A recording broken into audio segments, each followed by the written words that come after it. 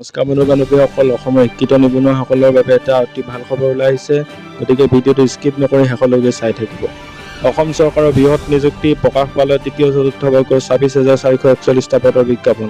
জানি লওক আবেদন প্ৰক্ৰিয়া। ৰাজ্যৰ শিক্ষিত নিবনুৱালৈ এক ডাঙৰ সুযোগ। এনে সুযোগ হয়তো আকৌ সহজে নাহিব। ৰাজ্য চৰকাৰৰ ১ লাখ নিযুক্তি অংশ হিচাপে শনিবাৰে আছাম ষ্টেট ৰিক্ৰুটমেণ্ট কমিছনে প্ৰকাশ কৰিছে দুখনকৈ চাকৰিৰ notification.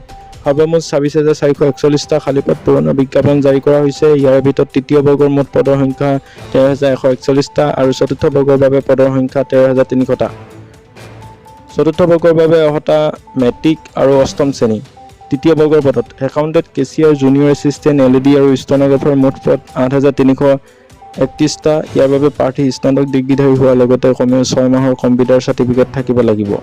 Field assistant, fieldmen, foremen, section assistant, soil conservation, field worker, junior agriculture officer মুঠ পদ ৩,৬৯০টা। ইয়াৰ বাবে প্ৰাৰ্থী উচ্চতৰ মাধ্যমিক উত্তীৰ্ণ হ'ব লাগিব। কিছুমান পদ বিজ্ঞান শাখাৰ বাবে।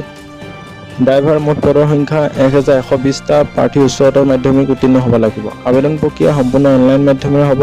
১১ এপ্ৰিল ২০২২ চনৰ পৰা আৰম্ভ হ'ব আবেদন প্ৰক্ৰিয়া। আনহাতে আবেদন প্ৰক্ৰিয়াৰ অন্তিম তাৰিখ হৈছে ৩০ মে' ২০২২।